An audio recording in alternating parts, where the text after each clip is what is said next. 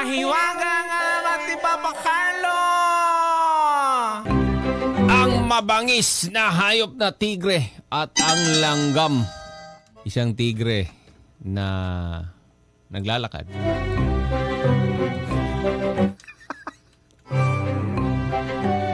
Diskumpiyado ko sa itsura ng tigre na yan. Mamaya, i-drawing natin. Yung tigre kasi galing sa labanan. Nilabanan pala niya yung hari ng kagubatan. Gusto niyang patunayan na siya ang hari ng kagubatan. Kasi merong existing na hari ng kagubatan. Yun ay ang Leon. Leon, tama. Oh. The King of the Jungle. The Lion King. Ay, speaking of Lion King, may nabasa ako. Nakwento ko ba sa iyo yun? Ano ba yung kwento mo dyan? Sa Lion King. May kanta yan eh. Lion King, the lion tonight. Nasaan ba yun?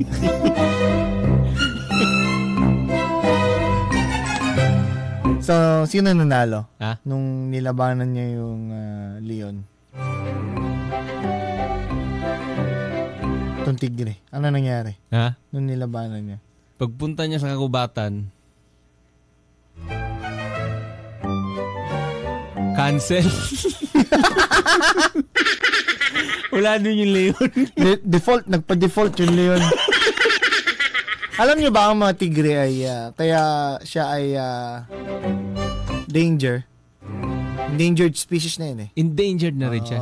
Okay. Kaya pala ang mga tigre ay hindi mapigilan ng pag-ubos. Itong tigre ay hindi siya sumasama sa pack. Di ba tawag dyan pack? Yung, paano yung pack? Yung grupo. Okay. Soloista itong tigre. Soloista. Kapag umatake, mag-isa lang. Kapag naghahunting, mag-isa lang. Madamot.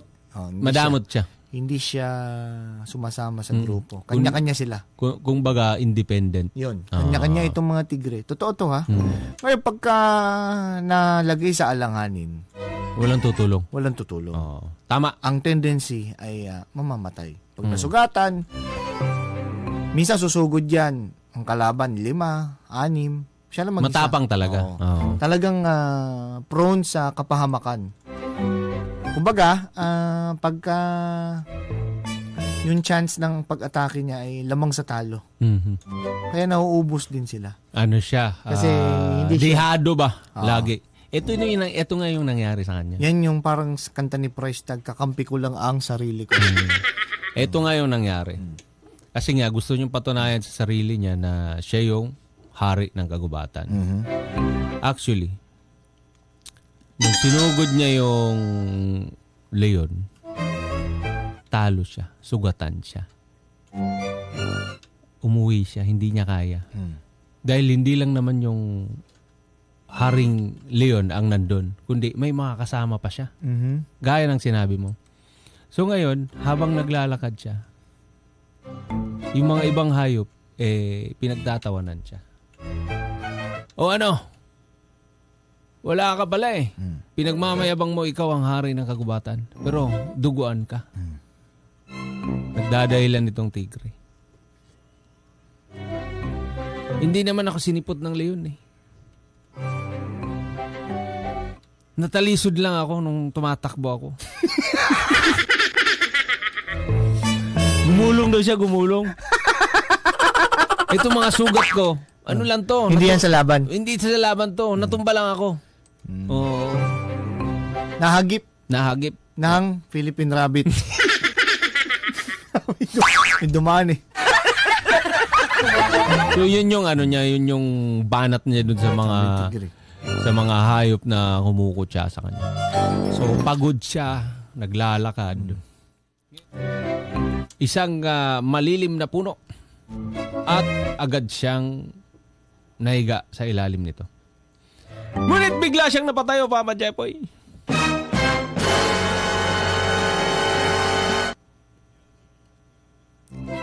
May sumundot. Sino yun? May sumundot sa kanyang puwet. Ano?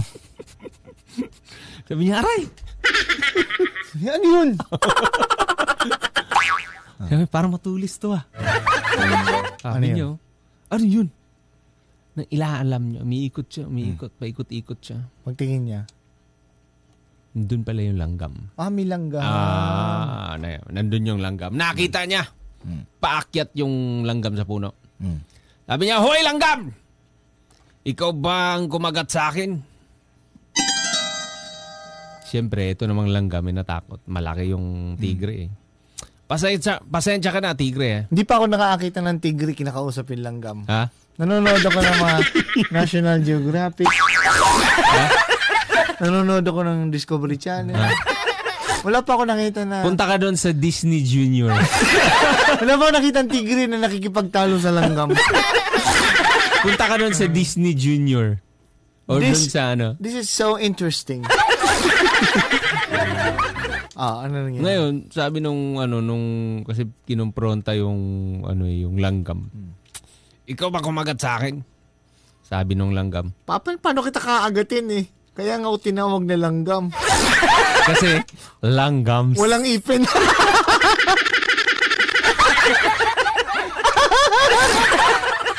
Agad naman nagsorry itong langgam, Papa Jepoy. Sabi niya, pasensya ka na. Hindi ko naman sinasadya. Nasaktan kasi ako nung ako'y nahigaan mo. Natutulog. Paliwanag nung langgam. Natutulog pala yung langgam. Anong niya, sabi ng langgam? Tulog po ako. Siguro, umiral siguro yung kadimonyo ng aking kamay. Gumalaw. Sabi ng tigre, kailiit mo ang tapang mo. Gusto mong maban sa akin? Inahamon niya yung Hinamon niya. Inahamon niya yung langgam. Sabi naman ng langgam, aba, paano ako lalaban yan? Ang laki-laki mo. Ang liit-liit ko. At saka, mabilis ka pa tumakbo. Lalong hindi ako papayag na pakawalan ka. Hindi maaari, kailangan maglaban tayo. Talagang lahat inahamon niya. Inahamon niya. Itong tigre ito palang namimili ng away. Kasi nga, hindi siya makakapayag. Gusto nga niyang patunayan dun sa kagubatan na siya ang King of the Jungle. King of the Jungle. Dun pa lang sa paglalakbay niya, nayari na pala siya ng leon. Ngayon, gusto niyang patunayan ba na siya talagang pinakamalakas. Hindi kita pakakawalan pagkatapos mo akong kagatin. Bumaba ka riyan at harapin mo ako.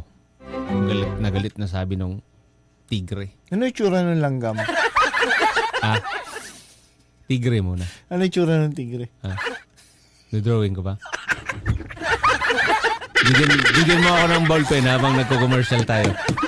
Wala tayong commercial, pinlay ko na lahat. Pinlay mo na. Pinlay ko na lahat. Mapapagalitan tayo kasi puro ka overtime eh. Puro.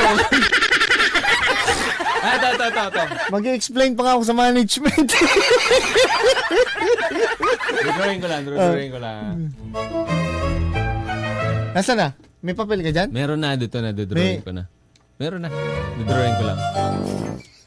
So, habang... sa mga hindi nakakaalam, yung kakwento ko kanina, ang ibig sabihin pala, sinabi mo kanina, Simba? Simba, ibig sabihin pala niya na leon. Si Simba, ano yan? Leon. Ang ibig sabihin yan. At ang Mufasa, yan yung tatay ni Simba, di ba? Mufasa. Ang ibig sabihin niyan ay hari. May kapatid yan, di ba? Yung tiyuhin niya, yung kontrabida.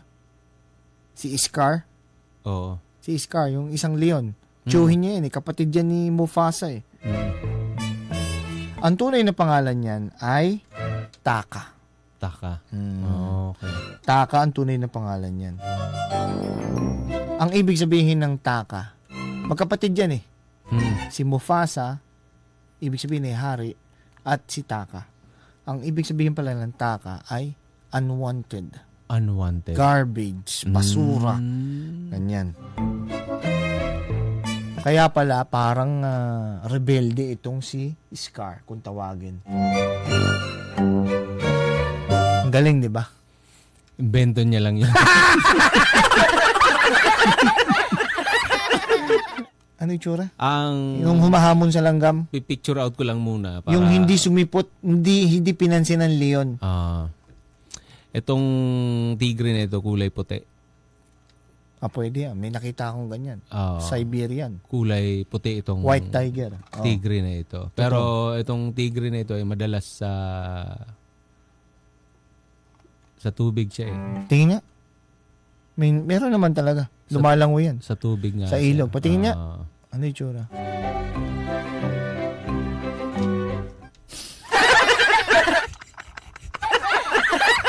Medyo mahaba yung leg niya dito eh. Ba't ang haba ng leg ng tigre na yan? Oo nga eh. Kaya madalas siya sa tubig. Patingin nga. Ang haba ng... Madalas siya sa tubig. Tigre ba yan? Tigre. Parang mukhang sisne ah. Ba't ganyan yung tigre? May tuka!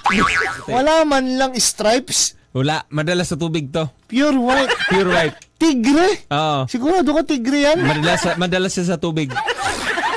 Paano naging tigre yan? May tuka eh. May tuka. Yan yung humamon sa langgam. Inaamon na yung langgam. Sabi niya, hindi kita pakakawalan, bumaba ka na. Pinipilit niya na maglaban sila. Sabi nung langgam, paano ako ba? Hindi ako marunong lumangoy.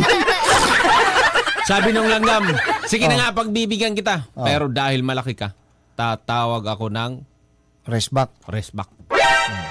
Sabi niya, tawagin mo na. Lahat ng mga kasamaan mo, buong lahi mo, pati mga santo. Tawagin mo na. Sama mo na rin yung leon. Sabi niya, ba't ko isasama yung leon? Ibang lahi yon. Siyempre, magsasama lang ako ng mga kalahi ko. Tumahimik na umalis itong langgam. Maya-maya pa ay nagbalik ito, Papa Jepoy. At nakapila na. Maraming langgam ang kasama nila. Sabi nung langgam, narito na kami. Ako at ang aking mga kasamaan. Handa na kami. Gusto mo pa bang lumaban? Sabi nung langgam, ano, tigre, gusto mo pa bang lumaban? Tanong lang langgam. Kahit ako mag-isa, sa laki kong ito, wala kayong panalo. Ganito pala talaga ugali ng tigre, Papa Jepoy. Kahit marami sila, ay talagang lalabanan niya. Wala siyang pakialam.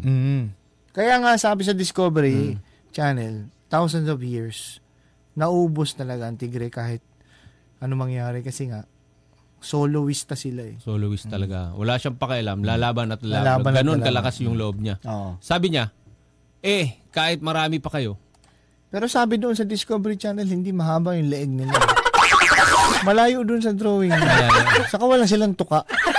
Tsaka yung tigre ko dito, kakaiba ito, kulay puti. Puti yan. Maputing maputi. Matapos, sabi niya, wala akong pakialam kung marami kayo. Maglaban na tayo. Alam mo ba, isang apak ko lang kayo. Patay na kayo. Inapakan niya. Oo, sabi niya. Sige, kung gayon, umpisahan na natin ang laban. Sabi ng langgam. Nagsimula na nga maglaban, Papa Jepoy, ang tigre at ang langgam. Tila isang kumilos ang mga langgam. Sa isang saglit lang ay napuno na ng langgam ang buong katawan ng tigre. At sinimulan na nilang kagatin ito. Hindi malaman ng tigre ang kanyang gagawin, Papa Jepoy. Kasi syempre, nung mag-isa pa nga lang yung langgam, kinagat pa lang na siya ng isang langgam, umaaray na siya. Eto pa, sandamakmak na langgam, Papa Jepoy. Hindi niya malaman kung anong gagawin. Nagtatalon siya at siyempre, yung ibang mga langgam ay nahuhulog. Pero nakakagat na siya. Pero iba yung kagat kasi na iniiwan ng langgam. Pag once na nakagat ka ng isa, talagang mamamantal. Ganun, katibay. Ba't di siya lumipad? Ha? May pakpak yan sa drawing mo. Ano nangyari? Ha? Itong ibang mga langgam, Papa Jepoy, mahigpit yung talagang pagkayakap nila dun sa tigre. Hindi niya makuhang gantihan itong mga langgam dahil nga napakaliit, Papa Jepoy. Wala siyang mapatay sa mga langgam. Ang sabi ng tigre, suko na ako. Sumuko siya. Tama na. Hindi ko na kaya. Ba't di siya sumisid para malunod yung langgam? Sabi naman ng langgam, bakit nagsisimula pa lamang ang laban? Tapos suko ka na ngayon? Akala ko ba ikaw yung hari ng kagubatan? Peke ka pala eh. Hindi pala talaga totoo na ikaw yung hari ng kagubatan. Ang leon pala talaga. Ngayon ay alam ko na. Kahit pala sabi nung tigre. Alam ko na. Kahit maliit pala kayo, hindi kayo pwedeng ismulin. Napaka lupit nyo pala. Ang hirap nyong talunin. Kung gayon, ikaw tigre, hindi mo na kami dapat ni small. Hindi mo na kami dapat tinatakot. Hindi mo kami dapat inaapak-apakan. Dahil kami ay isa ding tulad mo. Kami ay may damdamin din na nasasaktan. Kaya mangako ka, tigre. Huwag mo na kaming saktan. Yun yung iniwan ng langgam. At yung tigre ay nangako. At ito namang langgam ay hindi na rin sumagot. At dahan-dahan na silang umalis. Tulala ito tigre, Papa Jeboy. Hindi pa rin siya makapaniwala sa nangyari. At dati halos lahat ng hayop sa gubat ay takot sa kanya. Pero yung pananakot niya ay puro lang salita. Puro lang talaga yun. Yung parang saywar ba. Puro lang salita, pananakot. Pero pag labanan na, hindi talaga siya ganun katapang. Ang lesson dyan? Huwag puro dakdak ng dakdak. Huwag puro salita. Huwag puro salita. Diba? Patunayan mo muna bago ka magsalita. Ganun yun. Walk the talk. Tama. Ang mahiwagang Papa Carlo.